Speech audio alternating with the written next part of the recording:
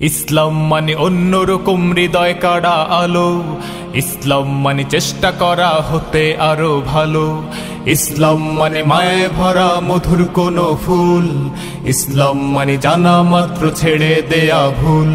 চারিদিকে শুনছি শুধু একটাই স্লোগান, ইসলাম ছিল ইসলাম আছে থাকবেই ইসলাম। ইসলাম ইসলাম ইসলাম ইসলাম ইসলাম ইসলাম ইসলাম ইসলাম। আল্লাহ তাআলা বলছেন, নাহনু নাকুসু আলাইকা আহসানাল কসসি বিমা আওহাইনা ইলাইকা হাযাল কুরআন ওয়া ইন কুনতা মিন ক্বাবলিহি লামিনাল গাফিলিন। নবী হে, আমি কোরআন থেকে ওহির মাধ্যমে, ওহি হচ্ছে সিক্রেট মেসেজ, এই সিক্রেট মেসেজের মাধ্যমে আপনাকে সবচাইতে শ্রেষ্ঠতম একটা গল্প শোনাচ্ছি। সূরা ইউসুফ হচ্ছে কোরআনের সবচাইতে শ্রেষ্ঠতম গল্প। এই পৃথিবীতে যত গল্প হতে পারে, আপনারা রবীন্দ্রনাথ পড়েছেন, আপনারা বঙ্কিমচন্দ্র চট্টোপাধ্যায় পড়েছেন, আপনারা কেউ শেক্সপিয়র পড়েছেন, আপনারা গোটা বিশ্বের বড় বড় সাহিত্যিকদের বই পড়েছেন। যত সাহিত্য হতে পারে, যত স্টোরি হতে পারে, যত গল্প হতে পারে, এমনকি কোরআনের অন্যান্য গল্পগুলোর চেয়েও এটা শ্রেষ্ঠ, অনন্য, অনবদ্য, আনপ্যারালাল। একটা গল্প যে কত নান্দনিক হতে পারে, একটা গল্প কত জীবন্ত হয়ে মানুষের চোখে ধরা পড়তে পারে, সেটা আল্লাহ তাআলা শব্দের, আরবি শব্দের বুননে, ভাষার প্রাঞ্জলতা এই সূরাতে ফুটিয়ে তুলেছেন। এত সুন্দর একটা গল্প আল্লাহ তাআলা বলছেন আহসানুল কাসাস, মানে সবচাইতে শ্রেষ্ঠ গল্প নবী হে আপনাকে শোনাচ্ছি। গল্পকে আরবিতে বলে কিসসা। কিসসা বললেই মনে করবেন না যে এটা খারাপ জিনিস। অনেকে বলে, আরে উনি তো কোরআন হাদিস দিয়ে কিছু বলে না, খালি কিচ্ছা বলে। কিসসা কিন্তু কোরআনে এসেছে, অনেক নবীর কসস কোরআনে এসেছে। তো সেটা যদি কোরআন থেকে কিচ্ছা হয় বা ঘটনা হয়, স্টোরি টেলিং হয়, দ্যাটস গুড, অ্যাপ্রিশিয়েটেড, রেকমেন্ডেড। তো আল্লাহ গল্প কেন বললেন কোরআনে, এবং শ্রেষ্ঠ গল্প পরে আল্লাহ তাআলা স্টেটমেন্ট দিলেন আহসানাল কসাস, সবচেয়ে শ্রেষ্ঠ গল্প ইউসুফের গল্প। কারণ কি? কারণ গল্প মানুষকে আকৃষ্ট করে। অনেক সময় দেখা যায় যে আমরা যখন তাত্ত্বিক কথা বলি, মানুষ হাই তোলে, কেউ এদিক সেদিক তাকায়, একটা ঝিমুনি ঝিমুনি ভাব। কিন্তু যখন ঘটনা বলি, একটা গল্প যখন শুরু করি, তখন একেবারে নড়ে চড়ে বসে সবাই, মানে কি হইলো দেখি, শেষ পর্যন্ত কোথায় যেয়ে ঠেকে। তো এই জন্য আল্লাহ তাআলা মাঝে মাঝে আমাদেরকে গল্প শুনিয়েছেন। ইহুদিদের কাছ থেকে, মদিনা ইহুদিদের কাছ থেকে একটা প্রশ্ন শিখে আসছিল কুরাইশরা। ওই প্রশ্নটা রাসূল সাল্লাল্লাহু আলাইহি ওয়াসাল্লাম করেছিল যে, বনি ইসরাইলের, হে মুহাম্মদ, বনি ইসরাইলের লোকেরা তো থাকতো কানাআনে, মানে প্যালেস্টাইনে, তো বনি ইসরাইল মিশরে আসলো কিভাবে? তুমি যদি সত্য নবী হও বলো। আবার কেউ কেউ বলেছিল যে ইউসুফ আলাইহিস সালাম, ইয়াকুব আলাইহিস সালাম, ওনারা থাকতো প্যালেস্টাইনে, ওনারা মিশরে আসলো কি করে বলো। আবার সাহাবারা মাঝে মাঝে মক্কায় বলতেন, ইয়া রাসূলুল্লাহ, শুধু জান্নাত জাহান্নামের আয়াত, আখিরাতের আয়াত, তাওহীদ শিরকের আয়াত, এগুলো আমাদেরকে বলা হয়, কোনো ঘটনা কোরআনে বলা হয় না কেন? আমাদেরকে যদি একটা ঘটনা শোনাতেন, আমরা ইন্সপায়ার্ড হতাম। এই চাহিদা, এই প্রশ্নগুলোর আলোকে আল্লাহ তাআলা অ্যানসার হিসেবে সূরা ইউসুফকে নাজিল করেছেন। তাহলে শোনো, আহসানুল কসাস, একটা গল্প কত মাধুর্যময় হতে পারে শোনো। এবং এর মধ্যে দিয়ে আল্লাহ তাআলা বলেছেন বনি ইসরাইল কিভাবে প্যালেস্টাইন থেকে ইজিপ্টে মাইগ্রেট করলেন। এভাবে অনেক নবীদের ঘটনা আল্লাহ তাআলা কোরআনে আমাদেরকে শুনিয়েছেন। আল্লাহ তাআলা বলছেন, রুসুলান কদ কসাসনাহুম আলাইকা মিন ক্বাবলু ওয়া রুসুলাল লাম নাকসুসহুম আলাইক। অনেক নবীর ঘটনা হে নবী আপনাকে আমি শুনিয়েছি, আবার অনেক নবীর ঘটনা আমি শোনাইনি। তো যেগুলো আমি শুনিয়েছি, এগুলো আবার আপনি আপনার উম্মতদেরকে শোনান। ফাকসুসিল কসাসা লাআল্লাহুম ইয়াতাফাক্কারুন। আপনি এই কিচ্ছাগুলো, ঘটনাগুলো আপনার উম্মতকে শোনান, যাতে করে তারা চিন্তাশীল হতে পারে। তাহলে এটা হচ্ছে ইন্ট্রোডাক্টরি ডিসকাশন, প্রাথমিক কথা, যে গল্প মানুষকে আকৃষ্ট করতে পারে, এজন্য গল্প মানুষের মনে দাগ কাটে, এবং একটা গল্প কত পাওয়ারফুল হতে পারে, নান্দনিক হতে পারে, এটা এই সূরার মধ্য দিয়ে আল্লাহ তাআলা আমাদেরকে বুঝিয়েছেন। আমরা কিন্তু প্রায় মহামানবদের গল্প শোনাই, সফল মানুষদের গল্প শোনাই। মিডিয়াতে মাঝে মাঝে দেখবেন যে কিছু প্রোগ্রাম করে যে সফল মানুষদের গল্প। তো গল্পগুলো কেন বলে? তাদের সফলতার গল্প শুনলে নিজেরও সফল হতে মনে চায়, মানুষ মোটিভেটেড হয় সফল মানুষের স্টোরি শুনলে। এখানে আপনারা অনেক ব্যবসায়ী আছেন, জীবনের শুরুটা ছিল অনেক কষ্টের, তাই না? একটা সময় পাড়ি দিয়ে এখন very big business magnate in Kuala Lumpur, মাশাআল্লাহ, অনেক বড় ব্যবসায়ী। তা আপনার হিস্ট্রিটা যদি আমাদের সাথে শেয়ার করেন, গল্পটা যদি বলেন, তখন আমরা অনুপ্রাণিত হব। এজন্য আল্লাহ তাআলা কোরআনে আমাদেরকে গল্প শোনান। তো এই সূরা থেকে আমরা কি কি শিখি? প্রথম যে লেসনটা আমরা শিখি সেটা হচ্ছে, যেহেতু আমি একেবারে ক্রিম লেসনগুলো আপনাদের সামনে আনবো, পুরো সূরাটা কভার করা তো সম্ভব হবে না, প্রথম লেসন হচ্ছে সূরাত ইউসুফ থেকে যে স্বপ্ন কারোর সাথে শেয়ার করতে নেই। স্বপ্ন যেটা মানুষ ঘুমিয়ে ঘুমিয়ে দেখে এটাও স্বপ্ন, আবার আরেকটা আছে যেটা মানুষকে ঘুমাতে দেয় না, ওইটাও স্বপ্ন। স্বপ্ন যেটা মানুষ ঘুমায় দেখে এটাও স্বপ্ন, আবার যেটা পাবার আকাঙ্ক্ষা মানুষকে ঘুমাতে দেয় না ওইটাও কি স্বপ্ন, ওটার ভিশন বলে। এই দুইটার একটাও কারোর সাথে শেয়ার করতে নেই। ঘুমের স্বপ্নও শেয়ার করবেন না, আর আপনার যে লং ভিশন ওইটাও শেয়ার করবেন না কারোর সাথে। এটা হচ্ছে প্রথম লেসন, স্বপ্ন শেয়ার করতে নেই। ছোট্ট ইউসুফ আলাইহিস সালাম স্বপ্ন দেখলেন 11টা তারা, চাঁদ, সূর্য ওনাকে সেজদা করতেছে। এই স্বপ্ন দেখি তার বাবার সাথে শেয়ার করলেন, ইয়াকুব আলাইহিস সালামের সাথে। ইয়াকুব আলাইহিস সালাম বললেন, লা তাকুসুস রুইয়াকা আলা ইখওয়াতিকা ফায়াকিদু লাকা কাইদা। ইউসুফ, তুমি আমাকে বলেছো ভালো, কিন্তু তোমার ভাইদের বলতে যেও না আবার, তাহলে তারা তোমার প্রতি কি করবে? জেলাসি করবে, ষড়যন্ত্র করবে। আর নি'মাতু মাহসুদা, এটা পৃথিবীর চিরাচরিত নিয়ম। আপনি যদি কোনো ব্লেসিংস পান আল্লাহর পক্ষ থেকে, অন্যদের চেয়ে আপনি একটু ডিফারেন্ট হন, আপনার অনেক কিছু থাকে, এটা সবার ভালো লাগবে না। আপনার ভালো জিনিস সবার ভালো লাগবে না। আপনার এই ভালো জিনিসের কারণে অনেকে আপনাকে ঘৃণা করবে। সো স্পেশালি যদি কোনো ভালো স্বপ্ন দেখেন, এট দ্য সেম টাইম খারাপ স্বপ্ন যদি দেখেন, এটা আপনি শেয়ার করবেন না কারোর সাথে। কারণ স্বপ্ন এটা কেবলমাত্র মন মস্তিষ্ক প্রসূত কোনো বিষয় না। মুমিন জীবনে এটা অনেক অর্থবহ। মাঝে মাঝে স্বপ্নের মাধ্যমে আল্লাহ মানুষকে বার্তা দেয়, ইলহাম পাঠায় স্বপ্নের মধ্য দিয়ে। এজন্য বিজ্ঞ, প্রাজ্ঞ, শুভাকাঙ্ক্ষী কাউকে শেয়ার করা যায়। যার জ্ঞান নেই বা ব্যক্তিগত জীবনে পাপী, ভালো মানুষ নয় বা হিংসুক টাইপের, এদের কাউকে আপনার কখনো স্বপ্ন শেয়ার করবেন না। ভালো স্বপ্ন দেখলে শুকরিয়া করবেন আল্লাহর, আলহামদুলিল্লাহ, আল্লাহ কবুল করো। খারাপ স্বপ্ন দেখলে পানাহা চাবেন আল্লাহর কাছে। সুনানে তিরমিজিতে একটা বাব আছে, একটা চ্যাপ্টার, বাব লা তাকুসুর রুইয়া ইল্লা আলা আলিম আও নাসিহ। ভালো আলেম অথবা শুভাকাঙ্ক্ষী ছাড়া স্বপ্ন কাউকে বলতে যেও না, এই অনুচ্ছেদের নাম। এরপর এর কারণটা কি? কারণটা হচ্ছে ফাইন্নার রুইয়া তাকাউ আলা মা তুআব্বার। স্বপ্নের ব্যাখ্যা যেমনটা করা হয় তেমনটাই হয়। আপনি একটা স্বপ্ন দেখলেন, একজনকে একটা বললেন, সে হুট করে একটা ব্যাখ্যা দিয়ে দিল, ওইটাই হয়ে যাবে। এটা আপনার জন্য ভয়ঙ্কর হয়ে যেতে পারে। লা ইউহাদ্দিসু বিহা ইল্লা লাবিবান আও হাবিবা। আপনার শুভাকাঙ্ক্ষী, আপনার বন্ধু, আপনার ভালো চায়, এদেরকে বলতে পারেন। কিন্তু যার এই ব্যাপারে জ্ঞান নেই, হুটহাট করে ব্যাখ্যা করবে, এরকম কাউকে বলা যাবে না। কারণ যেমন ব্যাখ্যা করা হবে তেমনটা হবে। ইউসুফ আলাইহিস সালাম ভালো স্বপ্নের ব্যাখ্যা জানতেন, ইয়াকুব আলাইহিস সালাম ভালো স্বপ্নের ব্যাখ্যা জানতেন, আল্লাহ রাসূল সাল্লাল্লাহু আলাইহি ওয়াসাল্লাম ভালো স্বপ্নের ব্যাখ্যা জানতেন। আবু বকর রাদিয়াল্লাহু তাআলা আনহু সাহাবীদের মধ্যে সবচেয়ে ভালো স্বপ্নের ব্যাখ্যা জানতেন। ইভেন রাসূল সাল্লাল্লাহু আলাইহি ওয়াসাল্লাম মাঝে মাঝে স্বপ্ন দেখে আবু বকরকে বলতেন, দেখি ব্যাখ্যা করো তো তুমি। তাবিঈদের মধ্যে মুহাম্মদ ইবনে সিরিন খুব ভালো স্বপ্নের ব্যাখ্যা জানতেন। এক লোক এসে মুহাম্মদ ইবনে সিরিনকে বলল যে, আমি দেখলাম আমার ছেলে পানি খেতে খেতে পেটটা এত বড় হয়ে গেছে। এই একই স্বপ্ন আরেকটা লোকও দেখলো, দেখে এক মূর্খের কাছে জিজ্ঞেস করলো। সে বলল, সর্বনাশ, এত বড় পেট হয়ে গেছে, তোমার ছেলে তো মারা যাবে। ঠিকই কয়েকদিন পরে ছেলেটা মারা গেল। আর একই স্বপ্ন দেখে এই লোক মুহাম্মদ ইবনে সিরিনকে জিজ্ঞেস করেছিল, উনি বলেছেন যে তোমার ছেলে তো অনেক বড় আলেম হবে। ঠিক তাই হয়েছে, ওই ছেলে অনেক বড় আলেম হয়েছে। তো ফাইন্নার রুইয়া তাকাউ আলা মা তুআব্বার। স্বপ্নের ব্যাখ্যা তেমন হয় যেমন এটার ব্যাখ্যা করা হয়।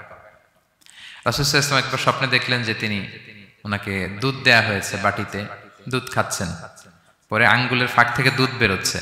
এই সামান্য একটু দুধ রাসূল সাল্লাল্লাহু আলাইহি ওয়াসাল্লাম উমরে ফারুককে দিলেন। সাহাবারা বললেন, মাযা আউয়ালতা বিহি ইয়া রাসূলুল্লাহ, এটা তাওয়িল কি? তখন বললেন, আউয়ালতু বিহি আল ইলম, এটা দিয়ে আমি জ্ঞান বুঝিয়েছি। মানে উমরে ফারুকের আল্লাহ তাআলা অনেক জ্ঞান দিবে। স্বপ্নে কেউ দুধ খাচ্ছেন, এটা আপনার জ্ঞানের প্রতীক। রাসূল সাল্লাল্লাহু আলাইহি ওয়াসাল্লাম স্বপ্নে দেখলেন লোকজন দাঁড়ানো, কারো গায়ের জামা এতটুকু, কারো এতটুকু, কারো হাঁটু পর্যন্ত, আর উমরে ফারুক জামা একেবারে টেনে হিচড়ে যাচ্ছে। তো সাহাবারা বললেন, মাযা আউয়ালতু বিহি ইয়া রাসূলুল্লাহ, এই স্বপ্নের তাওয়িল কি, ব্যাখ্যা কি? রাসূল সাল্লাল্লাহু আলাইহি ওয়াসাল্লাম বললেন, আউয়ালতু বিহি আদ-দীন আত-তাকওয়া, এটা দ্বারা আমি দিনদারি বুঝিয়েছি। মানে উমরে ফারুকের দিনদারি অনেক বেশি। স্বপ্নে কেউ ছোট জামা দেখলে তার দিনদারি কমতেছে, এটার একটা আলামত। তো এই জন্য হুট করে স্বপ্নের কথা কাউকে শেয়ার করতে নেই। রাসূল সাল্লাল্লাহু আলাইহি ওয়াসাল্লাম ফজরের সালাতের পরে মসজিদে নববীতে সালাম ফিরিয়ে সাহাবাদের দিকে মুখ ফিরিয়ে বসতেন, তাসবিহ পড়তেন। এরপর জিজ্ঞেস করতেন, হাল রাআ আহাদুম মিনকুম আল বারিহাতা রুইয়া, গত রাতে কেউ কোনো স্বপ্ন টপ্ন দেখেছে নাকি? তো তখন সাহাবারা এই স্বপ্ন বলতেন, রাসূল সাল্লাল্লাহু আলাইহি ওয়াসাল্লাম ব্যাখ্যা করতেন। সুবহানাল্লাহ, কত সৌভাগ্যবান ছিলেন তারা। তাহলে স্বপ্ন বলা যাবে নাকি কাউকে? শুধু মুরাদ ভাই বলবে না, বাকিরা বলবে? স্বপ্ন বলবেন কাউকে না। খুবই শুভাকাঙ্ক্ষী, আপনার একেবারে ক্লোজ ফ্রেন্ড, তাকে বলতে পারেন। আর অনেক বড় আলেম যিনি ভালো ব্যাখ্যা করতে পারবেন, আপনাকে গাইড করতে পারবেন, তাকে বলবেন। এছাড়া বলা যাবে না। আর খারাপ স্বপ্ন তো বলাই যাবে, আল্লাহ তাআলার কাছে পানা চাইতে হবে। তাহলে ঘুমিয়ে ঘুমিয়ে যেটা দেখি এটা কারোর কাছে বলা যাবে না। আর যেটা পাওয়ার আকাঙ্ক্ষা মানুষকে ঘুমাতে দেয় না, ওইটাও একটা স্বপ্ন। বলে না যে আমার জীবনের স্বপ্ন আমি এটা করব, এটাও স্বপ্ন। এই ভিশনও শেয়ার করা যাবে না কারোর সাথে। আপনারা তো ব্যবসায়ী মানুষ, টিপস শিখাই দেয় কিছু। বিশাল বড় একটা কিছু প্রজেক্ট নিছেন, শুরু করার আগে আপনি বলে ফেলছেন, শেষ, আর এটা হবে না।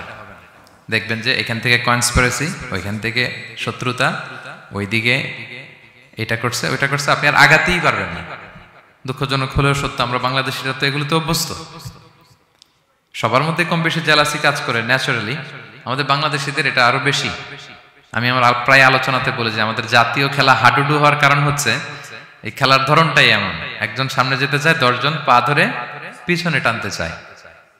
তো একটা গল্প শুনেছিলাম এরকম, যে এক লোক জাহান্নাম ভিজিট করতে গেছে। এক এক দেশের লোকদের জন্য এক এক জাহান্নাম, প্রত্যেক জাহান্নামের উপর একজন রক্ষী ফেরেশতা। তো দেখতেছে যে একটা জাহান্নামের আশেপাশে কোনো রক্ষী ফেরেশতা নেই। তো বললো যে সব জাহান্নামের উপরে রক্ষী ফেরেশতা যাতে বেরোতে না পারে কেউ, এই জাহান্নামের কোনো রক্ষী ফেরেশতা নাই কেন? এটা কোন দেশের? বলতেছে এটা বাংলাদেশের জাহান্নাম। কেউ যদি কোন রকম বের হইতে চায়, বাকিরা টেনে আবার ঢুকায় ফেলবে, বেরোয়া যাবে না এখান থেকে। তো এটা নাকি বাংলাদেশের জাহান্নাম। এটা জাস্ট একটা মজার ছলে গল্প করলাম আর কি। তা আপনি আপনার ভিশন শেয়ার করলে বিপদে পড়ে যাবেন। আপনি প্রপার হোমওয়ার্ক করবেন, গ্রাউন্ড ওয়ার্ক করবেন, কাউন্সিলিং করবেন, প্রজেক্ট দাঁড় করাবেন, লঞ্চিং প্রোগ্রামের দিন সবাইকে জানাবেন। সব রেডি, এবার আর কেউ কিছু করতে পারবেন, এটা দাঁড়ায় গেছে, সব রেডি আমার। লঞ্চিং জাস্ট একটা ফর্মালিটিস, তারপরে আমার কাজ শুরু হবে। কিন্তু আপনি আগেই যদি সবাইকে জানায় ফেলেন, হবে? এটা হবে না। এটা হচ্ছে 1 নম্বর লেসন, স্বপ্ন শেয়ার করতে নেই। এই লেসনটাকে ক্লিয়ার প্রিয় ভাই এবং বোনেরা? আচ্ছা, মুভিং অন, 2 নম্বরে চলে যাই। সূরা ইউসুফের 2 নম্বর লেসন হচ্ছে চরিত্র হচ্ছে মানব জীবনের সবচেয়ে দামি সম্পদ, আপনার ক্যারেক্টার। আমরা ছোটবেলায় পড়েছি না যে when money is lost, nothing is lost, health is lost, something is lost, character is lost, সব শেষ। এটা অনেক দামি সম্পদ। সো এই মোরাল স্ট্যান্ডার্ড বা আপনার এথিক্স, এটাতে কোনো কম্প্রোমাইজ করা যাবে না। চরিত্র শেষ তো সব শেষ। বিশেষ করে যুবক ভাইয়েরা, আপনারা অনেক যুবক আছেন এখানে দেখতে পাচ্ছি। এই চারিত্রিক উন্নত চরিত্র, এটা আল্লাহ তাআলার কাছে অত্যন্ত প্রিয়। এবং যারা চরিত্র হেফাজত করতে চায়, যে যুবক, আল্লাহ তাআলা তাদেরকে সাহায্য করা নিজের জন্য অবধারিত করেছেন, তাকে হেল্প করা, যে নিজের চরিত্র বাঁচাতে চায়। রাসূল সাল্লাল্লাহু আলাইহি ওয়াসাল্লাম বলেছেন, সালাসাতুন হাক্কুন আলাল্লাহি আউনুহুম, 3 শ্রেণীর ব্যক্তিকে সাহায্য করা আল্লাহ নিজের উপর আবশ্যক করেছেন। এর মধ্যে এক শ্রেণী হচ্ছে ওয়ান্নাকিহ আল্লাযী ইউরিদুল আফাফ, এমন যুবক যে বিয়ে করে নিজের চরিত্র হেফাজত করতে চায়। সেম গোস টু ফিমেল, নারীদের ক্ষেত্রেও একই কথা। প্রত্যেকের ক্ষেত্রে, যুবক যুবতী প্রত্যেকের জন্যই তার চরিত্রটা তার জীবনের সবচাইতে দামি সম্পদ। এবং এটা হেফাজতের একমাত্র মাধ্যম হচ্ছে বিয়ে। বিয়ে হচ্ছে আমাদের চরিত্র হেফাজতের রক্ষা কবচ। এবং রাসূল সাল্লাল্লাহু আলাইহি ওয়াসাল্লাম যুবক যুবতীদেরকে উদ্দেশ্য করে বলেছেন যে ইয়া মাআশারা শাবাব, হে যুবক যুবতীরা, মান ইসতাতা মিনকুমুল বাআতা ফালিয়াতাযাওয়াজ, তোমাদের যাদের সক্ষমতা আছে তোমরা বিয়ে করে ফেলো। টাইমলি ম্যারেজ আমরা সবসময় বলি, সময় মতো করতে হবে। ফাইন্নাহু আগাদ্দু লিল বাসার, বিয়ে করলে দৃষ্টি সংযত হয়। ওয়া আহসানু লিল ফারাজ, প্রাইভেটস এটা হেফাজতে থাকে, লজ্জাস্থান। ওমান লাম ইয়াস্তাতি', যদি কারো সক্ষমতা না থাকে, ফাআলাইহি বিস-সাওম, সে যেন রোজা পালন করে। ফাইন্নাহু লাহু বিজা, এটা তার জন্য ঢাল স্বরূপ। তাহলে অন টাইমে ম্যারেজের কথা রাসূল সাল্লাল্লাহু আলাইহি ওয়াসাল্লাম আমাদেরকে বলেছেন। এবং এই যৌবন এটা কিন্তু একটা হিউজ এনার্জি। ইয়স, আপনাদের নামও তো দিয়েছেন কি Bangladeshi young business community Malaysia presents. তো আপনারা হচ্ছেন সবাই এখানে যুবক, তাগড়া যুবক। এই যৌবন, 5টা প্রশ্নের উত্তর না দিয়ে কিয়ামতের ময়দানে মানুষ পা নাড়াতে পারবে না। এর মধ্যে একটা প্রশ্ন হচ্ছে তোমার জীবনের যে মাহেন্দ্রক্ষণ যৌবন, এটা তুমি কিভাবে কাজে লাগিয়েছো। তোমার ইয়ুথ, এটার ব্যাপারে আপনি জিজ্ঞাসিত হবেন। সো এই যৌবনটা এটা আমাদের কাছে আমানত। এজন্য রাসূল সাল্লাল্লাহু আলাইহি ওয়াসাল্লাম অসংলগ্ন দৃষ্টিপাত করতে আমাদেরকে নিষেধ করেছেন, দৃষ্টি যাতে আমরা হেফাজত করি। এবং তিনি বলেছেন, দুইটা অঙ্গের গ্যারান্টি যদি আমাকে কেউ দেয় যে এই দুই অঙ্গের পাপ কেউ করবে না, আমি নবী তাকে জান্নাতের গ্যারান্টি দেই। মাইয়াদমান লি মা বাইনা লিহিয়াইহি ও মা বাইনা রিজলাইহি আদমান লাহুল জান্নাহ। দুই অঙ্গ কোনটা? দুই চোয়ালের মাঝখানে যেটা থাকে মানে জিহ্বা, আর হচ্ছে দুই পায়ের মাঝখানে যেটা থাকে মানুষের প্রাইভেট। এই দুই অর্গান, দুই অঙ্গের পাপ যদি কেউ করবে না বলে আমি নবীকে গ্যারান্টি দেয়, আমি নবী তাকে জান্নাতের গ্যারান্টি দেই। এই দুই অঙ্গ দিয়ে বেশি পাপ হয় মানুষের, খেয়াল করে দেখবেন বেশি পাপ হয়। তো এই জন্য ইসলাম বিবাহ বহির্ভূত সকল সম্পর্ককে হারাম করেছে, বিয়েকে হালাল করেছে। বিয়ের মধ্যে প্রশান্তি আছে, প্রাপ্তি আছে, দায়িত্বশীলতা আছে। অনেকে বলে যে আমি লিভ টুগেদার করবো, এখানে ইসলামের এত সমস্যা কেন? আমি আমার সূরা নূরের একটা লাইভ সিরিজ করতেছি, ওখানে বিস্তারিত বলেছি যে এখানে অনেক সমস্যা আছে। আপনি এই বাংলাদেশের পার্সপেক্টিভে যদি বলি, ঢাকা মেডিকেলের ডাস্টবিনে প্রায় নবজাতক বাচ্চা পাওয়া যায়, পত্রিকায় আসে, হয় জীবিত নয় মৃত। তো ওই যে বাচ্চাটা যে আপনি প্রাণ নষ্ট করলেন, এই অধিকার কি আমার আছে? নাই।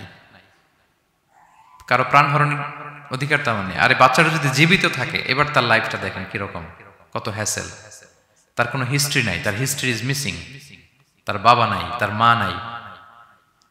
আমাদের প্রত্যেকের বাবা মা আছে, আমাদের একটা জেনেটিক্যাল ইনহেরিটেন্স আছে। আমার 14 পুরুষের জেনেটিক্যাল অ্যাট্রিবিউটস নিয়ে আমি বড় হয়েছি, আমার হিস্ট্রি আছে, তার হিস্ট্রি মিসিং। আর ইসলাম লিনিয়েজ মানে বংশকে প্রিজার্ভ করাকে খুব গুরুত্ব দেয়, এটা জরুরি। আমি একটা মেয়েকে বিয়ে করবো, ওর বাবাকে দাদাকে না জানলে আমি কিভাবে বুঝবো যে তার হিস্ট্রি কি? একটা ছেলেকে কেউ বিয়ে করবে, তার বাপ দাদা 14 পুরুষ হিস্ট্রি না জানলে তার গ্রাম নাই, তার নাম নাই, তার পরিচয় নাই। তো এই জন্য ব্যাপারটা যত সহজে আমরা বলি যে লিভ টুগেদার করলে অন্যের সমস্যা কি? মিউচুয়াল কনসেন্ট তো আছে, পারস্পরিক সম্মতির ভিত্তিতে রিলেশন হলে সমস্যা কোথায়? এইখানে সমস্যা। লিনিয়েজ প্রিজার্ভ করা যায় না, তার রাইটস ভায়োলেট হয়। ছোট্ট ছেলে মেয়েরা তাদের মায়ের আদর পাবে, বাবার আদর পাবে, এটা তার অধিকার না? তো যে ছেলেটা ডাস্টবিনে পড়ে রইল, লেটস সে কোনো অরফ্যান হাউস তাকে নিয়ে আসলো, এতিমখানা, তো সে কি বাবা মায়ের আদরটা পায়? এই ছোট্ট ছেলে নিজের জামা নিজে ধোয়, নিজের কাপড় চোপড় নিজে গুছায়, তার বাবা নাই মা নাই। সে বাইরে বেরোলে দেখে অন্যান্য বাচ্চাদেরকে মা বাবা কত আদর করে, তার হিস্ট্রি সে জানে না। তো কত বড় অপরাধ আপনি করছেন দেখছেন? এজন্য বিবাহ বহির্ভূত সকল সম্পর্ককে ইসলাম হারাম ঘোষণা করে। বিয়েকে ইসলাম বৈধ করেছে। প্রশান্তি আছে, দায়িত্বশীলতা আছে, সামাজিকতা আছে, সভ্যতা বিনির্মাণের একটা স্ট্রাকচার্ড সিস্টেম আছে। এজন্য বিয়ে বহির্ভূত সম্পর্ক হারাম। আপনারা জানেন যে সুন্দরী জুলাইখা ইউসুফ আলাইহিস সালামকে পাপের প্রস্তাব দিয়েছিল, নিষিদ্ধ প্রেমের প্রস্তাব দিয়েছিল। 7টা দরজা বন্ধ করে ওয়াগাল্লাকাতিল আবওয়াবা ওয়া ক্বালাত হাইতা লাক, 7 দরজা লক করে বলেছিল এসো। আর তখন ইউসুফ আলাইহিস সালাম যে শব্দটা উচ্চারণ করেছিলেন, এটা গোটা বিশ্বের যুবকদের জন্য একটা মহৌষধ। তিনি বলেছিলেন মাআযাল্লাহ, যেটা আমরা বলে অভ্যস্ত, আমরা বলি নাউযু বিল্লাহ, সেম থিং, একই জিনিস। আল্লাহ আমি তোমার কাছে পানাহ চাই। এরকম ইনবক্সে যদি প্রস্তাব আসে, এরকম মেসেজ যদি আসে, পাপের কোনো হাতছানি যদি আসে, আমরা সাথে সাথে কি বলবো? মাআযাল্লাহ। কি বলবো? মাআযাল্লাহ, আল্লাহ এই পাপ থেকে আমি বাঁচতে চাই, আল্লাহ আমি পানাহ চাই। এবং পরে ইউসুফ আলাইহিস সালামকে সে বলেছিল তুমি যদি মেনে না নাও তোমাকে জেলে বন্দী করা হবে, জেলেই পাঠানো হবে। তিনি বলেছিলেন ক্বালা রাব্বিস সিজনু আহাব্বু ইলাইয়া মিম্মা ইয়াদউনানি ইলাই, আল্লাহ যে পাপের দিকে তারা আমায় ডাকে তার চেয়ে জেলখানা আমার জন্য ভালো। তিনি কারাবরণ করেছিলেন, চরিত্র হেফাজতের জন্য কারাবরণ করেছিলেন। তো এই যে বিশুদ্ধ চিত্ত, এই যে চারিত্রিক দৃঢ়তার আর্কিটাইপ, এই ইউসুফ আলাইহিস সালামের এই গল্প গোটা বিশ্বের সকল নওজওয়ানদের জন্য এটা প্রেরণার বাতিঘর, এটা আমাদের জন্য lesson. He is our icon. তো 2 নম্বর পয়েন্টটা ছিল চরিত্র আমাদের জীবনের সবচেয়ে দামি সম্পদ। প্রিয় ভাই এবং বোনেরা, আমরা সব ছাড়লেও আমাদের চরিত্র যেন আমরা নষ্ট না করি। এই পয়েন্টটা ক্লিয়ার সবার কাছে? আচ্ছা, মুভিং অন। 3 নম্বর পয়েন্টস হচ্ছে যারা জীবনে সফল হয়, সফল লোকেরা তারা কখনো কোনো অজুহাত দেয় না বা অজুহাত খোঁজে না। সফল লোকেরা দেখবেন যে এক্সকিউজ দেয় না। এক্সকিউজ আমাদের, এইটা নাই, এটা হয় নাই, ওইটা হয় নাই, আমার ক্যাপিটাল নাই এজন্য ব্যবসা করতে পারি না, আমার মামা খালু নাই এজন্য চাকরি হয় না, দেশে এই সমস্যা এজন্য আমি দাঁড়াতে পারি না। এগুলো কাদের কথা বলেন তো? ব্যর্থদের কথা। যারা সাকসেসফুল ইন দেয়ার ক্যারিয়ার, জীবনে যারা সফল, এরা কখনো কি দেয় না? এক্সকিউজ দেয় না, অজুহাত দেয় না। They create their own path, they create their own space. তারা তাদের নিজেদের রাস্তা গড়ে নেয়। রাস্তা আপনাকে কেউ করে দিয়ে যাবে না, আপনার রাস্তাটা আপনাকে করতে হবে। তো এই যে অজুহাত দেয় না, সামনে শুধু আগায়, ইউসুফ আলাইহিসসালাম এক্ষেত্রে আমাদের জন্য আদর্শ। আপনি একটু খেয়াল করে দেখেন, এই যে আমাদের মধ্যে এত হতাশা, এটা নাই ওইটা নাই, এত হতাশা, হতাশ হওয়ার মতো কি ছিল না ইউসুফ আলাইহিসসালামের জীবনে? বলেন, হতাশাগ্রস্ত হওয়ার মতো কি ছিল না? ওনার জীবনে সব ছিল। হতাশ হওয়ার জন্য, হাল ছেড়ে দেওয়ার জন্য যা যা দরকার সব ছিল। ছোটবেলায় ভাইদের ষড়যন্ত্র, ওনাকে পিটিয়ে মেরে আহত করে কুয়ার মধ্যে ফেলে দেওয়া হয়েছে, অন্ধকার কুয়া, ছোট্ট বাচ্চা। সেখান থেকে এক ক্যারাভ্যান কাফেলা এসে ওনাকে নিয়ে মিশরে বিক্রি করে দিল, দাস কেনাবেচার বাজারে। কৃতদাস উনি, এখন কৃতদাস। আর আমাদের মতো স্বাধীন মুক্ত মানুষ নন, কৃতদাস হিসেবে বিক্রি করে দেয়া হলো, সার্ভেন্ট।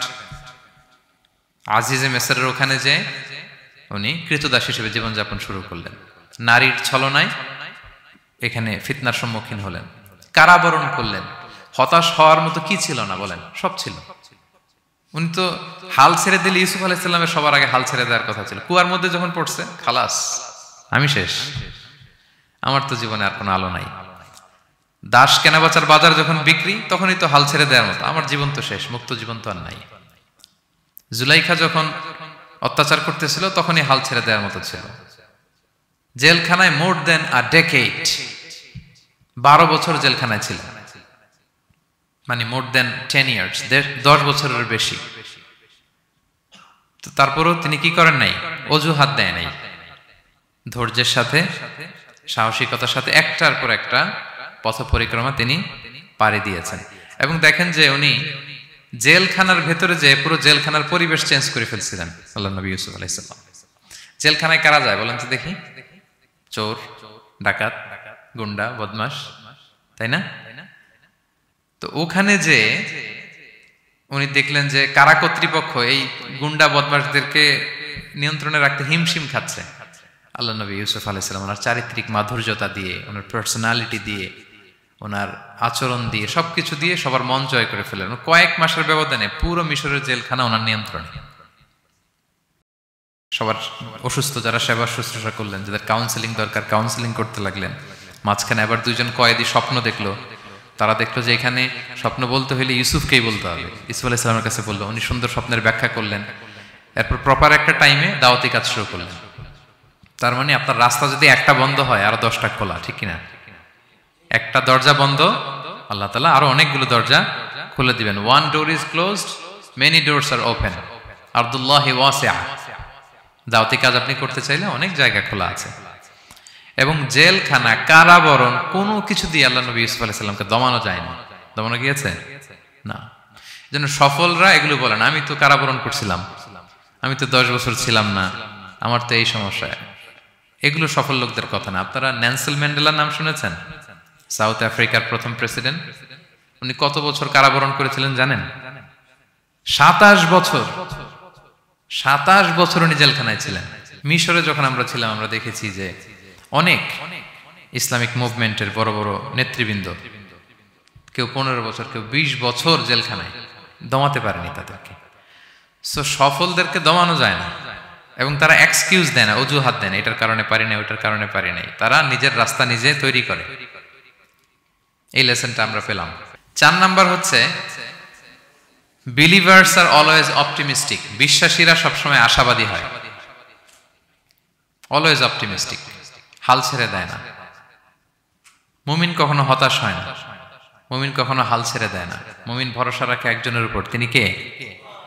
আল্লাহ তাআলার উপর। সবসময় বিশ্বাসীরা তারা ভরসা রাখে। এবং সূরা ইউসুফে এটা শিক্ষা আমরা পাই। ইয়াকুব আলাইহিস সালাম ওনার ছেলেদেরকে বলেছিলেন যে লা তাইয়াসু মির রাহিল্লাহ ইন্নাহু লা ইয়াইয়াসু মির রাহিল্লাহি ইল্লাল কওমুল কাফিরুন। তোমরা আল্লাহর রহম থেকে নিরাশ হয়েও না। আল্লাহর রহম থেকে নিরাশ হবে না। আল্লাহর রহম থেকে তারাই নিরাশ হয় যারা অবিশ্বাসী, যারা কাফির। হাল ছেড়ে দেওয়া যাবে না প্রিয় ভাইরা। এবং উনি প্রথমে ওনার ছেলে ইউসুফকে হারালেন, তারপরে বানিয়ামিনকে হারালেন, এরপর অন্যান্য ছেলেরা মিশরে চলে গেল শস্য আনার জন্য। তারপরে উনি আশা ছাড়েন, উনি বলেছেন ফাসাবরুন জামিল, যে কোনো পরিস্থিতিতে আমি ধৈর্য ধারণ করছি। আসাল্লাহু আইয়া আতিয়ানি বিহিম জামিআ, এবং আমি আশাবাদী যে আল্লাহ সবাইকে আমার কাছে ফিরিয়ে দিবেন একদিন। সবাই ওনারা পাগল বলতো, যে কি বলেন আপনি, বয়সের ভারে নুজ্জ হয়ে আপনি পাগলের মতো বলতেছেন ইউসুফ ইউসুফ ইউসুফ। কোথায় সে ইউসুফ? ওকে তো নেকড়ে খেয়ে ফেলেছে। কারণ ইউসুফের ভাইয়ের একটা গল্প সাজিয়েছিল, সন্ধ্যাবেলা এসে বলেছিল, বাবা আমরা তো খুব যত্নবান ছিলাম, কিন্তু নেকড়ে বাঘ তো খেয়ে ফেলেছে ইউসুফকে। তো উনি ইউসুফ আলাইহিস সালামের জামাটা হাতে নিলেন, হাতে নিয়ে দেখে ওরা আবার একটা বকরি জবাই করে একটা রক্ত মাখায় নিয়ে আসছিল জামাতে। তো উনি বললেন যে ইউসুফকে কোন নেকড়ে খেলো যে ইউসুফকে খেয়ে ছিন্ন বিচ্ছিন্ন করে ফেললো, আমার ইউসুফের জামার মধ্যে তো কোনো আঁচল লাগলো না, জামার তো ডানে বায়ে কোথাও ছিঁড়া দেখতে পাচ্ছি না, শুধু রক্ত। এ কেমন নেকড়ে বাঘ, ইউসুফকে খেয়ে ফেললো কিন্তু ইউসুফের জামা ছিঁড়ল না। আপনারা জানেন যে জুলাইখা যখন ইউসুফ আলাইহিস সালামকে জোর করে পেতে যাচ্ছিল, আল্লাহ নবী ইউসুফ আলাইহিস সালাম চরিত্র বাঁচানোর জন্য দৌড় দিলেন ইলা নাহিয়াতিল বাব, দরজার দিকে, আর আল্লাহ তাআলা দরজা খুলে দিতে লাগলেন। সপ্তম দরজার সামনে এসে জুলাইখা ইউসুফ আলাইহিস সালামকে পেছন থেকে ধরে ফেললেন, ধরে যখন টান দিলেন পিছনে জামা ছিঁড়ে গেল। তো সামান্যই জোরাজোরিতে জামা ছিঁড়ে যায়, আর একটা নেকড়ে একটা মানুষকে চিড়ে কুটে খাবে, তার জামা ছিঁড়বে না? ছিঁড়বে। ওই জামা দেখেই উনি আন্দাজ করে ফেলছেন যে এটা মিথ্যা কথা, আমার ইউসুফকে নেকড়ে বাঘ খায়নি। এই যে অপরাধীরা যখন অপরাধ করে তারা সব আলামত মুছতে পারলো, একটা আলামত বাকি থেকে যায়, কোনো না কোনো আলামত থাকবে যেটা রেশ ধরে সিআইডিরা, ক্রিমিনাল ইনভেস্টিগেশন ডিপার্টমেন্টের লোকেরা তারা অপরাধীকে শনাক্ত করে ফেলে। তো ছোটবেলায় ইউসুফ আলাইহিস সালামকে হারালেন, এরপরে বানিয়ামিনকে হারালেন, এরপরে ছেলেরা গেল শস্য আনতে, কেউ নাই ওনার পাশে। কিন্তু উনি বললেন যে আমি বিশ্বাস করি, আমি আশাবাদী। উনি বলেছিলেন আমি আশাবাদী যে আল্লাহ তাআলা সবাইকে একদিন আমার কাছে ফিরিয়ে দেবেন, এবং তাই হয়েছে। সবাইকে আল্লাহ তাআলা ওনার কাছে এনে দিয়েছিলেন, এবং ওনারা সবাই মিশরে চলে গিয়েছিলেন। এক মহা পুনর্মিলন হয়েছিল পিতা পুত্রের সেদিন, দীর্ঘ প্রায় 30-40 বছর পর।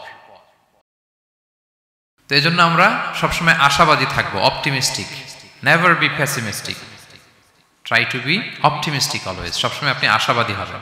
রাসূল সাল্লাল্লাহু আলাইহি ওয়াসাল্লাম সবসময় আশাবাদী থাকতেন। যে কোনো একটা দিকে নেগেটিভিটি থাকবে, পজিটিভিটি থাকবে, আপনি কোনটা নেবেন? পজিটিভটা আপনি নেবেন। একটা উদাহরণ আছে না, যে এরকম একটা গ্লাসের অর্ধেক যদি পানি থাকে, কেউ দেখে অর্ধেক খালি, কেউ দেখে অর্ধেক পানি ভর্তি, তো আপনি অর্ধেক যে পানি ভর্তি ওইটা খেয়াল করবেন, আশাবাদী হবেন। আশাবাদী লোকদেরকে আল্লাহ তাআলা পছন্দ করে। নিরাশ হয় যারা কাফির, অবিশ্বাসী তারা। আর শয়তানের সবচেয়ে বড় মিশন হচ্ছে আমাদেরকে হতাশ বানানো। আমাদেরকে কি বানানো? সে আমাদেরকে হতাশ বানাইতে পারলে সে সাকসেসফুল। সে আমাদেরকে বোঝাতে থাকে, এত পাপ করেছিস, আল্লাহকে তোরে মাফ করবে? মনে হয় করবে না। এত পাপ হয়ে গেছে, এত অন্যায় হয়ে গেছে, মনে হয় আল্লাহ আর পাপ করবে, মাফ করবে না। যা হয়েছে হয়েছে, আরেকটু কর, আরেকটু এনজয় করতে থাক, আরেকটু গা ভাসায় দে পাপের সাগরে। এরকম আপনারে প্রভোক করতে থাকে সে। আপনাকে আশাবাদী হতে দেয় না যে না, আমি পাপ যতই করি, আমার পাপ যত বড় হোক, আল্লাহর রহমতের দরিয়া তার চাইতেও বড়। এটা ভাবতে দেয় না শয়তান। আমাদের বারবার বারবার নিরাশ করতে থাকে। নিরাশ যদি আমাদেরকে করতে পারে, শয়তান সফল। শয়তান সবসময় আমাদেরকে নিরাশ করতে চায়, ভয় দেখায়, তুমি যেই পাপ করেছো আল্লাহ তো মাফ করবে না, এত বড় পাপ তো আল্লাহর কাছে ক্ষমা হবে না। সো আমরা যেন আশাবাদী হই, আমরা যেন হতাশার সাগরে ডুবে না যাই, অপটিমিস্টিক যেন হই সম্মানিত ভাইয়েরা। এবং ইউসুফ আলাইহিস সালাম কিন্তু এক্ষেত্রে আমাদের জন্য আদর্শ। তিনি আশাবাদী ছিলেন এবং শেষ পর্যন্ত লড়াই করে গিয়েছেন, নিরাশ হওয়া যাবে না। এই পয়েন্টটা ক্লিয়ার সবার কাছে? 5 নাম্বার লেসন হচ্ছে, আপনি যদি বড় কোনো কাজ করতে চান, আপনার বড় প্ল্যান লাগবে, যেটাকে আমরা মাস্টার প্ল্যান বলি। বড় কিছু করতে হলে মাস্টার প্ল্যান লাগে, এবং আপনার প্রপার ম্যানেজমেন্ট লাগবে। প্ল্যানিং ছাড়া পৃথিবীতে কিছু হয় না। প্ল্যানিং যে কোনো কাজে, যে কোনো ক্যারিয়ারে, যে কোনো প্রফেশনে প্ল্যানিং ছাড়া বড় কোনো কিছু হয় না। আপনি প্ল্যানিং করেন, হার্ড ওয়ার্কিং করেন, সফলতা আপনাতেই এসে ধরা দেবে। এটা পৃথিবীর সুন্নাত। আপনি কাজ করবেন না, প্রচেষ্টা করবেন না, আল্লাহর উপর ভরসা করে রাখবেন, আল্লাহ আপনার বাঁচাবে? বলেন, চেষ্টা করতে হবে। তাওয়াক্কুলের মেকানিজমটা এরকম, আপনি আপনার সর্বোচ্চটুকুন চেষ্টা করবেন, সর্বোচ্চ চেষ্টা করে এরপরে কার উপর ভরসা করবেন? আল্লাহ তাআলার উপর। আপনারা কি জানেন বিষ্ণু ইসলাম যেদিন হিজরত করেছিলেন ওই দিন বিশ্বনবী মানে কতভাবে নিজেকে আড়াল রাখার চেষ্টা করেছিলেন। বিষ্ণু ইসলাম মাস্ক পরতেন না, কখনো মুখ খোলা থাকতো। ওই দিন মাস্ক করেছিলেন, মানে কাপড় দিয়ে মুখটা ঢেকে। আল্লাহ যখন বললেন আজ রাতে হিজরত হবে, রাসূল সাল্লাল্লাহু আলাইহি ওয়াসাল্লাম দুপুরবেলা বেরোলেন আবু বকরকে জানানোর জন্য। তিনি দুপুরবেলাও কখনো বেরোতেন না। ওয়াক্তাল কাইলুলা, এটা রাসূল সাল্লাল্লাহু আলাইহি ওয়াসাল্লামের বিশ্রামের সময় ছিল। বা'দা যাহিরা, জোহরের পরে বিশ্রাম নিতেন। প্রচন্ড গরম, আরব দেশের লোকেরা বেরোতো না তখন, রাসূল সাল্লাল্লাহু আলাইহি ওয়াসাল্লাম বেরোতেন না। ওই দিন তিনি ওই টাইমে বেরোলেন যাতে কেউ না দেখে, নাম্বার 1। নাম্বার 2, উনি সবসময় খোলা মুখে বেরোন, ওই দিন তিনি মুখ ঢেকে বেরোলেন যাতে দূর থেকে কেউ দেখলেও একটা গ্ল্যান্সের টের না পায় এটা মুহাম্মদ। আচ্ছা, নাম্বার 3, আবু বকর রাদিয়াল্লাহু তাআলার কাছে যেয়ে বলেন, আবু বকর যারা ঘরে আছে একটু বের করো, খুব কনফিডেন্সিয়াল একটা কথা। আবু বকর বললেন, ইয়া রাসূলুল্লাহ, এটা তো আপনার পরিবার, মানে বিয়ে হয়ে গেছে অলরেডি আয়েশা রাদিয়াল্লাহু তাআলার সাথে, এখনো সংসার হয়নি, তো আপনার পরিবার, তারপর আসমা, এরা বলছে আচ্ছা তাহলে ঠিক আছে। আবু বকর বললেন, ইয়া রাসূলুল্লাহ বলেন। আল্লাহ রাসূল বললেন, আল্লাইলা, সংক্ষেপে, মেসেজ কিন্তু সংক্ষেপে দিতে হয়। বললেন আল্লাইলা, আজ রাতে। তখন বললেন যে রাসূল আমি কি সাথে থাকবো? হ্যাঁ সাথে থাকবে তুমি। তো আগে ইঙ্গিত পেয়ে অনেক আগেই একটা উটকে আবু বকর রাদিয়াল্লাহু তাআলা আনহু ঘাস খাওয়াচ্ছিলেন, পানি খাওয়াচ্ছিলেন, নাদুস নুদুস করছিলেন। তো ওই রাতেই বের হয়ে গেলেন। এবার আবু বকর রাদিয়াল্লাহু তাআলা আনহু কতটুকু প্ল্যান করলেন দেখেন। উনি ওনার ছেলে আব্দুল্লাহকে বললেন, তুমি মক্কার বাজারে, আমরা যে মিসিং, আমরা যে নাই, আজকে রাতে তো আমাদেরকে হত্যা করতে আসবে, কে কি বলতেছে এসে গারে সাউরে তুমি এসে বলে যাবা। এটা হচ্ছে আবু বকর রাদিয়াল্লাহু আনহুর প্ল্যানিং। এই যে প্ল্যানিং যে কত দরকার, বড় কাজের জন্য যে প্ল্যানিং লাগে। রাসূল সাল্লাল্লাহু আলাইহি ওয়াসাল্লাম প্ল্যান করছে কিভাবে? দুপুরে বেরোইছেন, মুখ ঢেকে বেরোইছেন, সবার সামনে বলতে চাচ্ছেন না, শর্ট ওয়ার্ড দিয়ে বলে ফেলতেছেন। আবু বকর রাদিয়াল্লাহু তাআলা আনহুর প্ল্যানিং হচ্ছে 2 মাস ঘাস খাওয়ালেন উটকে, ওট প্রস্তুত, অর্থ প্রস্তুত, এবং মক্কা থেকে মদিনায় সাওয়াহিলি রোড দিয়ে, অর্থাৎ সাগরের পাশ ঘেঁষে ক্যারাভেন যে রাস্তা ছিল ওই রাস্তায় না, লোকচক্ষুর অন্তরালে আরেক রাস্তায় আমাদেরকে পৌঁছায় দিতে পারবে এরকম একজন গাইড তিনি ভাড়া করে রাখলেন। ছোট্ট ছেলে আব্দুল্লাহকে বলেন, আব্দুল্লাহ আমরা যখন গারে সাউরে 3 দিন থাকবো, তুমি সকালবেলা মদিনার মক্কার বাজারে ঘুরবা, কে কি বলে আমাদের ব্যাপারে, আবু বকর মুহাম্মদ নিয়ে কে কি বলে এসে আমাদেরকে শোনাবা। তো ছোট্ট ছেলে আব্দুল্লাহ যখন এই তথ্য দিয়ে যাবে, আব্দুল্লাহর ফুটপ্রিন্ট থাকবে না, বের হয়ে মরুভূমি দিয়ে হেঁটে গারে সাউর আবার হেঁটে, তো ফুটপ্রিন্ট কেউ ফলো করলে তো সোজা আল্লাহ রাসূল এবং আবু বকরের কাছে পৌঁছে যাবে। উনি প্ল্যান বিও করে রাখলেন যে আব্দুল্লাহ যখন আমাদেরকে ইনফরমেশন পৌঁছে চলে আসবে, তিনি আরেকজনকে ঠিক করে রাখলেন যে তুমি আমার ছাগলগুলো ওই রাস্তায় একটু চড়াবা, তখন ছাগলের ফুটপ্রিন্ট থাকবে, ছোট্ট আব্দুল্লাহর পায়ের যে ছাপ ফুটপ্রিন্ট ওইটা আর থাকবে না। সুবহানাল্লাহ বিহামদি, কি প্ল্যান! ঠিকই আব্দুল্লাহ যেত, ফুটপ্রিন্ট পড়তো, এরপর তার রাখাল এসে ছাগল চড়াতো ওখানে, ফলে এখন শুধু ছাগল হাঁটার দাগ, ছোট্ট বাচ্চার আর দাগ নেই। এভাবে ওনারা হিজরত করেছেন, এরপরে তাওয়াক্কুল করেছেন আল্লাহর উপর। আর আমরা বলি যা করে আল্লাহ, আল্লাহর উপর তাওয়াক্কুল করলাম, এরকম বলি না? যা হবে হবে, এটা তাওয়াক্কুল হয়েছে? আমরা টিপিক্যাল বাঙালি মুসলমানরা কি বলতাম? আমি আল্লাহর নবী, আমি কাফেরদের নাকের ডগার উপর দিয়ে যাব, দেখি কে ঠেকায়, কার শক্তি বেশি, কুরাইশদের শক্তি বেশি না আল্লাহর শক্তি বেশি, এরকম বলতাম না? যে আমি রাতের বেলায় কেন যাব, আমি দিনের বেলায় আবু জাহেলের নাকের ডগার উপর দিয়ে হেঁটে যাব, দেখি কার শক্তি বেশি, আমার আল্লাহ বড় নাকি আবু জাহেল বড়। এরকম সস্তা কিছু আবেগী কথা আমরা বলতাম। কিন্তু বিষ্ণু ঈসা ইসলাম কিরকম প্ল্যানিং করেছেন দেখেন, ওনার রোলটা উনি প্লে করেছেন এবং সব শেষে ভরসা করেছেন কার উপর? আল্লাহ তাআলার উপর। তাহলে প্ল্যানিং, বড় কাজ করতে হলে আপনাকে প্ল্যানিং লাগবে। উনি কি প্ল্যান করলেন শোনেন। উনি যখন জেলখানায় ছিলেন, রাজা একটা স্বপ্ন দেখলেন যে 7টা গাভী হৃষ্টপুষ্ট, তাদেরকে গিলে খেয়ে ফেলতেছে 7টা জীর্ণ শীর্ণ গাভী, আর 7টা সবুজ গমের শীষ, 7টা শুকনো গমের শীষ। এই অদ্ভুত স্বপ্ন দেখে উনি হয়রান, ঘুম ভেঙে গেল, ডাকলো সবাইকে, কেউ স্বপ্নের ব্যাখ্যা বলতে পারে না, সবাই বলতেছে আদগাস আহলাম, এটা অলীক স্বপ্ন, এর ব্যাখ্যা আমরা জানি না। তখন একজন বলল, রাজার যে সাকিল মালিক, সে বলল একজন আছে জেলখানায় আমার সাথে পরিচয় হয়েছিল, তার নাম ইউসুফ, ও পারবে। ইউসুফ আলাইহিস সালামকে বলা হলো, ইউসুফ আলাইহিস সালাম ব্যাখ্যা দিলেন, 15 বছরের মাস্টার প্ল্যান জানাই দিলেন রাজাকে। কয় বছরের? উনি বললেন যে প্রথম 7 বছর কি করবা? ক্বালা তাজরাউনা সাবআ সিনিনা দাআবা।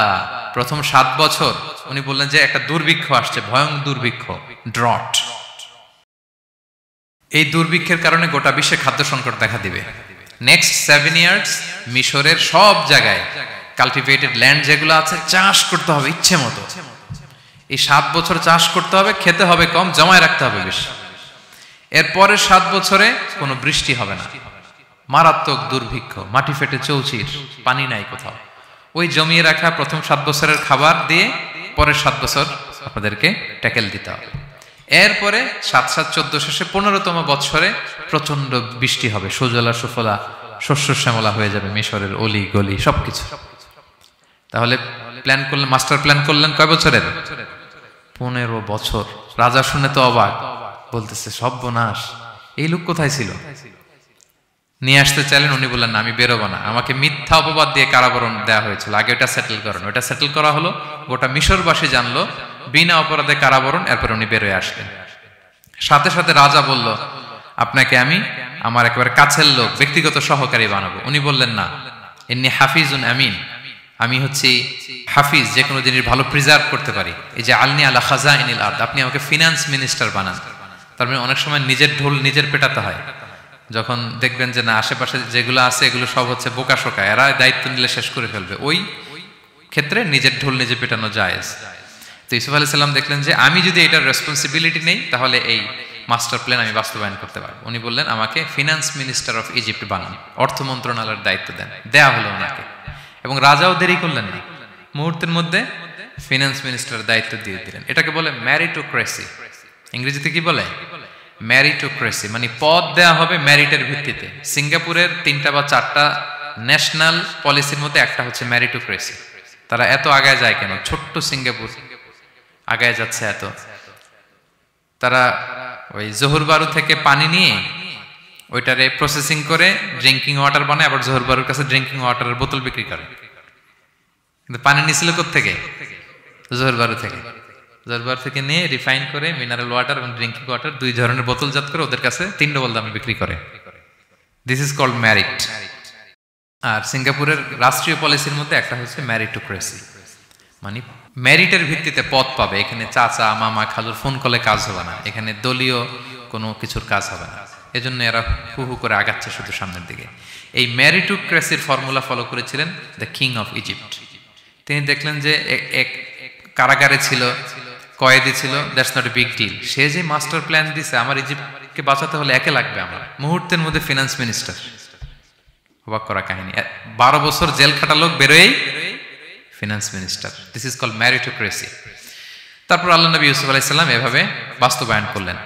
তো এই জন্য আমাদেরকে বড় প্ল্যানিং করতে হবে এবং রিসোর্স ম্যানেজমেন্ট জানতে হবে। আমার অনেক কিছু আছে, কিন্তু আমি এটাকে ম্যানেজ করতে জানি না, আপনি সফল হতে পারবেন না। আপনার অ্যাসেট আছে, টাকা আছে, নলেজ আছে, কিন্তু আপনি ম্যানেজ করতে জানেন না। আপনার ম্যানেজমেন্ট না থাকলে সফলতা আসবে না, বিশেষ করে যখন এটা গভর্নমেন্ট রিসোর্সের ব্যাপার আসে।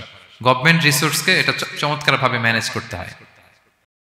আপনারা কি জানেন পৃথিবীতে ডেইরি প্রোডাক্টের জন্য কোন দেশ সবচেয়ে বিখ্যাত? ডেইরি, হ্যাঁ, নিউজিল্যান্ড। আর এখানে অস্ট্রেলিয়া। এখানে ডাচ লেডি একটা দুধ আছে, খান আপনারা? ডাচ লেডি কোন দেশের? নেদারল্যান্ডের বা হল্যান্ডের। হল্যান্ডে যেই পরিমাণে গরু আছে, ইথিওপিয়াতে তার 5 গুণ বেশি গরু আছে। আফ্রিকান একটা কান্ট্রি আছে ইথিওপিয়া, হল্যান্ডের 5 গুণ বেশি গরু তাদের দেশে। কিন্তু পৃথিবীতে ডেইরি ফ্যাক্টরিতে হল্যান্ড আগানো ইথিওপিয়ার চেয়ে 10 গুণ বেশি আগানো। কারণ ওদের গরু বেশি, কিন্তু ম্যানেজমেন্ট নাই। কিভাবে ডেইরি প্রোডাক্ট ওরা বের করবে, এই রিসোর্স ম্যানেজমেন্টটা জরুরি। আমাদের বাংলাদেশে আল্লাহ তাআলা অনেক রিসোর্স দিয়েছেন, এটার ম্যানেজমেন্ট নেই। আমাদের এই যে Cox's Bazar, the longest sea beach, অনেককে বললে চিনেও না। আমি অনেক জায়গায় বলেছি যে গর্ব করে যে আমাদের তো লংগেস্ট সি বিচ, জানো? কোথায় আবার এটা লংগেস্ট সি বিচ? চিনেই না কক্সবাজারকে। কিন্তু আমাদের ট্যুরিজম মিনিস্ট্রি কিন্তু এই রিসোর্সগুলোকে ম্যানেজ করে গোটা বিশ্বের ট্যুরিস্টদেরকে অ্যাট্রাক্ট করতে পারতো না। ম্যানেজমেন্টের দুর্বলতা। আমাদের সিলেটে যে হিল ট্রাক্টস এরিয়া, পাহাড়ি এরিয়া, চা বাগান, এটা অনেক বড় ট্যুরিস্ট অ্যাট্রাকশন হতে পারতো। আমাদের বান্দরবানে একবার একটা ক্যাবল কার বানাইছিল, এটা কয়েক সপ্তাহের মধ্যে ছিঁড়ে পড়ছে। এই ঘটনা শুনলে বিদেশিরা তো দূরের কথা, আপনি উঠবেন ওটাতে আপনার বাচ্চা কাচ্চা নিয়ে? তা আমরা তো গেন্টিং হাইল্যান্ডে গেলেই কেবল কারে উঠি, লাঙ্কাবিতে গেলে এই যে স্কাই কেবল আমরা উঠি না, কি পাওয়ারফুল কেবল দিয়ে এত সুন্দর ম্যানেজমেন্ট, এত সুন্দর সেফটি সিকিউরিটি দিয়ে ওরা এটাকে ম্যানেজ করেছে, গোটা বিশ্বের ট্যুরিস্টদেরকে আকৃষ্ট করতেছে। ওটার উপরে উঠলে আন্দামান দ্বীপপুঞ্জগুলো দেখা যায়। আপনারা যাবেন লাঙ্কাবির ওই কেবল কারে, মালয়েশিয়ার সবচেয়ে উঁচু কেবল কার, স্কাই কেবল ব্রিজ আছে একটা। তো এই যে আমাদেরকে আকৃষ্ট করে এগুলো, কারণ they know how to manage their resources. Government লেভেলে এই রিসোর্স ম্যানেজমেন্টটা জরুরি, যেটা আল্লাহ নবী ইউসুফ আলাইহিস সালাম আমাদের চোখে আঙ্গুল দিয়ে দেখিয়েছেন। প্ল্যানিং লাগবে, মাস্টার প্ল্যানিং লাগবে, গ্রাউন্ড ওয়ার্ক লাগবে, এরপরে আপনি কাজে নামবেন। যে কোনো বড় কাজ করার আগে, যেহেতু আপনারা ব্যবসায়ী, তো আমি তো ব্যবসা বুঝি না, একটু জাস্ট শেয়ার করতেছি আর কি আপনাদের সাথে, যদি কাজে লাগে আপনাদের। যে কোনো বড় প্রজেক্ট করার আগে সর্ট অ্যানালাইসিস করতে হয়। নাম শুনেছেন না আপনারা? হ্যাঁ, সর্ট নাম শুনেছেন? আজকে শুনে যান, SWOT, সর্ট অ্যানালাইসিস করতে হয়। S for strength, W for weakness, O for opportunities, T for threats. আপনি একটা বড় কাজ করার আগে সর্ট অ্যানালাইসিস করতে হয় যে আমার এই কাজের স্ট্রেংথ কতটুকু আছে, আমার উইকনেস কি কি আছে, কি কি সমস্যা হতে পারে, এরপর অপরচুনিটিস কি কি থাকতে পারে, তারপর এই কাজ আমি দাঁড় করালে, প্রজেক্ট দাঁড় করলে কি কি থ্রেট আমাকে এখানে বাধাগ্রস্ত করতে পারে। এই গ্রাউন্ড ওয়ার্ক করার পরে এরপর আপনি বড় মাস্টার প্ল্যান নিয়ে আপনার প্রজেক্ট শুরু করবেন। প্ল্যানিং বড় প্রজেক্টের জন্য অনেক জরুরি, এবং রিসোর্স ম্যানেজমেন্ট, বিশেষ করে গভর্নমেন্ট রিসোর্সের ক্ষেত্রে এটা খুবই জরুরি। এবং আল্লাহ নবী ইউসুফ আলাইহিস সালামের জীবনী থেকে এই লেসন কিন্তু আমরা পাই। এই পয়েন্টটা কি ক্লিয়ার সবার কাছে? 5 নাম্বার পয়েন্ট একটু কঠিন হয়ে গেল নাকি? ক্লিয়ার? 6 নাম্বার পয়েন্ট হচ্ছে এ দাঈ ইজ অ্যান অপরচুনিটি সিকার। আল্লাহ নবী ইউসুফ আলাইহিস সালামের জীবনী থেকে আমরা শিখতে পারি যে একজন দাঈ হচ্ছে সুযোগ সন্ধানী, পজিটিভ অর্থে আর কি। যখন প্রপার টাইমিংটা হবে তখন সে দাওয়া দিবে, তখন সে তার মেসেজটা ড্রপ করবে, তখন সে তার বার্তাটা দিবে। কিন্তু এটা আমাদের দেশে খুবই ল্যাকিং। আমাদের দায়ীরা দেখা যায় যে মানে খুবই অসহনশীল, সহনশীলতা আমাদের দায়ীদের মধ্যে বাংলাদেশে কম। মাইক্রোফোন পেলেই ও কাফের, ও জাহান্নামী, ও বাতিল, সবাইরে জাহান্নামে পাঠায়, উনি একাই জান্নাতে যেতে চায়। তো সবাই একসাথে গেলে আরো মজা হইতো না বেশি? কি বলেন? হ্যাঁ, এখানে আপনারা কেউ নাই, আমি একা আসছি, ঘুরতেছি, খাচ্ছি, এটা কি ভালো লাগবে আমার? এই যে আপনারা সবাই আসতেছেন, গেট টুগেদার হচ্ছে, এটাই না আনন্দ। তো সবাইরে জাহান্নামে পাঠায় আমি একা জান্নাতে গেলে এটা মজা হবে? তো এটা বুঝাবে কে ওনাদের? কথায় কথায় সে বাতিল, সে কাফির, সে গোমরা, আর উনি একাই শুধু ভালো। এটা দাঈর বৈশিষ্ট্য নয়। আরব শায়েখরা বলেন যে নাহনু দুআত লাসনা কুদাত, আমরা দাঈ, আমরা জাজ নই। আমাদের দাঈরা দাঈর চেয়েও জাজ হতে চায় বেশি, খুব জাজমেন্টাল, আমরা খুব বেশি অ্যাটাকিং কথা বলি, আমরা অন্যকে নাকচ করে দেই, বাতিল করে দেই। এটা দাঈর কাজ নয়। দাঈর কাজ শুধু পৌঁছে দেওয়া। দাঈর কাজ কি? ওমা আলাইনা ইল্লাল বালাগ ওমা আলার রাসূলি ইল্লাল বালাগুল মুবিন লাস্তা আলাইহিম বিমুসাইতির। নবী আপনাকে দারোগা বানিয়ে পাঠায় না, আপনি পিছনে পিছনে ঘুরবেন। ফালা আল্লাকা বাকিউন আলা নাফসিকা আলা আসারিহিম ইল্লাম ইউমিনু বিহাদাল হাদিসে আসাফা। মানে নবী আপনি তো পাগল হয়ে যাবেন ওদের পিছনে ঘুরতে ঘুরতে, ওরা ঈমান আনে না কেন, ওরা জান্নাতি হবে না কেন, এত পেরেশান তো হওয়ার দরকার নাই। আপনার কাজ শুধু পৌঁছে দেওয়া। হেদায়েত দেয়া না দেয়ার মালিক কে? আল্লাহ। ইন্নাকা লা তাহদি মান আহবাবতা ওয়ালাকিন্নাল্লাহা ইয়াহদি মান ইয়াশা। নবী আপনি যাকে চান হেদায়েত দিতে পারবেন না। আপন চাচা আবু তালেব এত ভালোবাসতো রাসূল সাল্লাল্লাহু আলাইহি ওয়াসাল্লামকে, ফিনান্সিয়াল সাপোর্ট, পলিটিক্যাল সাপোর্ট সব দিয়েছেন। রাসূল ভালোবাসতেন ওনাকে। মৃত্যু সজ্জায় শুয়ে আছে, চাচা একবার বলেন আশহাদু আল্লা ইলাহা ইল্লাল্লাহ ওয়া আশহাদু আন্না মুহাম্মাদুর রাসূলুল্লাহ, আমি বাকিটা আল্লাহর সাথে বুঝবো। উনি সবশেষে বললেন আলা মিল্লাতি আব্দুল মুত্তালিব, আমি আব্দুল মুত্তালিবের শিরকি বিশ্বাসের উপর শেষ নিঃশ্বাস ত্যাগ করলাম। তো রাসূল সাল্লাল্লাহু আলাইহি ওয়াসাল্লাম চাইলেও দিতে পারে? পারে না। তা আপনি দাঈ, আপনি এরকম জাজমেন্টাল কেন হবেন? আপনি এরকম অন্যকে নাকচ কেন করবেন? আপনার কাজ তো শুধু পৌঁছে দেওয়া। আমাদের কাজ কি? একজন দাঈ মোটেও জাজমেন্টাল হবে না, তিনি শুধু পৌঁছে দিবেন এবং প্রপার টাইমিং এর অপেক্ষায় থাকবেন। ইউসুফ আলাইহিস সালাম জেলখানায় ঢুকেই লা ইলাহার দাওয়াত দেননি।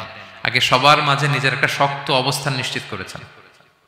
যখন দেখলেন যে না কেউ বিপদে পড়লে ওনার কাছে আসে, পরামর্শ চাইলে ওনার কাছে আসে, উনি ভাবলেন এই তো আমার টাইম। এরপর উনি শুরু করলেন মানে তাওহীদের কথাকে, শিরককে উচ্ছেদ করে তাওহীদ প্রতিষ্ঠার কথা এত সুন্দর, আপনি সূরা ইউসুফের মধ্যে যেভাবে পাবেন অন্য কোথাও এরকম পাবেন না। অনেক সুন্দর করে এখানে তিনি দাওয়াত দিয়েছেন। তো দায়ীর কাজ হচ্ছে প্রপার টাইমিংটা করা। একজন দায়ী সবার সাথে মিশবে, দল মত নির্বিশেষে। গোটা বিশ্ব তার দাওয়াতি প্ল্যাটফর্ম। সে অনলাইনে, সে অফলাইনে, সে ক্যামেরার সামনে, সে কিবোর্ডে, সে মুসলিমের কাছে, অমুসলিমের কাছে, সবার কাছে আপনি মিশবেন। অনেক অমুসলিমরা আমাদের কথা শোনে, অনেক হিন্দু ভাইরা কথা শোনে, অনেক বৌদ্ধরা কথা শোনে, অনেক নাস্তিকরা কথা শোনে। হিজ মাই অডিয়েন্স। অনেক গুন্ডা মাস্তান আমাদের কথা শুনে। আপনি ওদের সাথে বসবেন, হাফ প্যান্ট পরে বসছে, গলায় স্বর্ণের চেইন, মদের গ্লাস নিয়ে বসছে, বসেন আপনি। দেখেন না এবিটলিও কি সুন্দর করে চলে যায়, সুন্দর করে। যে উনি আমাকে বলতেছে যে শায়েখ, আমি যে অনেক মেয়েদের সাথে বসি টসি, আমি কিন্তু মনে মনে শুধু আস্তাগফিরুল্লাহ পড়ি। আমাকে বলতেছে শায়েখ, যে আপনি দেখছেন ইন্দোনেশিয়াতে এখানে সেখানে আমি চলে যাই বিভিন্ন মদের বারে, এখানে সেখানে, আমি কিন্তু মনে মনে আস্তাগফিরুল্লাহ পড়ি। তার মানে তার চিন্তা চেতনা কত সুন্দর দেখেন, যে ওখানে তো যাইতে হবে আমাদের। পাপের জায়গায় আড্ডাখানায় না গেলে আপনি দাওয়াতটা দিবেন কোথায়? সো প্রপার একজন দায়ী, he is an opportunity seeker. Say proper timing বুঝে দাওয়াতটা দিবে। এবং একজন দায়ী দল মত নির্বিশেষে সবার কাছে কোরআনের কথা পৌঁছাবেন। যেই দায়ী ভেদাভেদ করেন অডিয়েন্সের মধ্যে, তিনি এই দাওয়াতি কাজের উপযুক্ত নন এবং দাওয়াতের এই মহান মর্যাদাকে তিনি হানি করছেন। একজন পটেনশিয়াল দায়ীর এরিয়া গোটা বিশ্ব।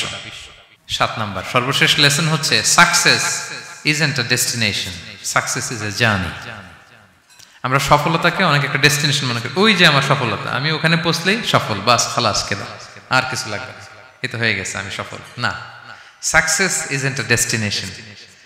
সফলতা এটা কোনো গন্তব্যের নাম নয়, এটা একটা journey, journey to journey, journey to journey, চলমান প্রক্রিয়া। সফলতার কোনো শর্টকাট হয় না, হয় অনেক কাঠখড় পুড়িয়ে জীবন যুদ্ধের প্রতিটি অধ্যায়ে নিজেকে প্রমাণ করে করে একটু একটু করে আপনি সফল হবেন, একটু একটু করে আগাবেন। ইটস এ জার্নি, এটা কোনো ডেস্টিনেশন নয়। এবং সফল হওয়ার পথ পরিক্রমায় কোনো লিফট নেই, সিঁড়ি বেয়ে উপরে উঠতে হয়। কি বেয়ে? কিন্তু আমরা সফল হতে চাই কিভাবে? ডাইরেক্ট 100 তলা, এই তো আমি সফল, উপরে, সবার উপরে আমি, এইভাবে চাই সফলতাটা। সবার উপরে উঠে যাব, গোল্ড মেডেল গলায় পরাই দিবে, আমরা সাকসেসফুল।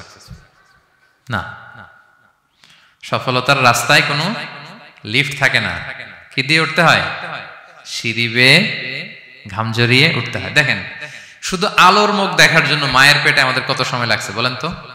জাস্ট একটু লাইট, হ্যাঁ, 9 মাস 10 মাস সময় লাগছে শুধু একটু আলো দেখবো আমরা।